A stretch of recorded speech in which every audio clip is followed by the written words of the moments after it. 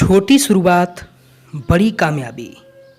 एक बार एक गांव में निर्धन परिवार रहता था।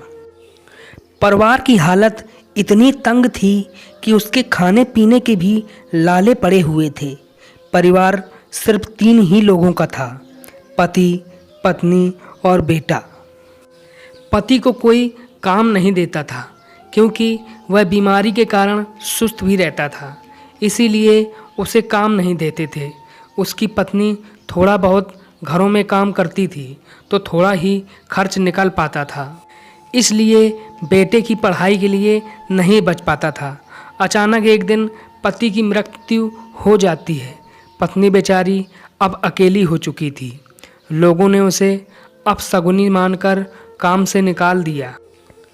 अब उसकी आजीविका का कोई सहारा न था। जहाँ काम मांगने जाती लोग मना कर देते थे। घर में भी कुछ न बचा था।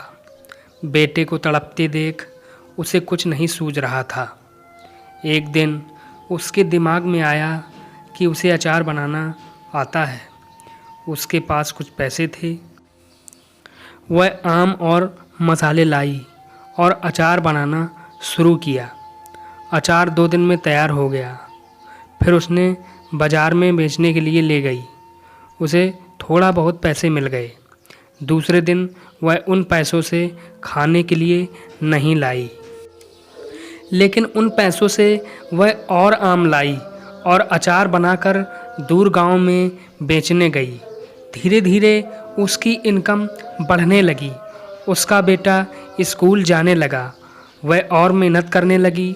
अब उसने बाज़ार में दुकान भी खोल ली, जिससे काफ़ी ग्राहक उसके बन गए। अब उसका अपने गांव में सबसे बड़ा घर था। उसने काफ़ी फैक्ट्री भी खोल दी और लोगों को रोज़गार देने लगी। धीरे धीरे वह शहर की सबसे रईस बन गई। इसलिए कहा जाता है कि कोई काम छोटा नहीं होता, बल्कि आदमी उसे छोटा बना देता है।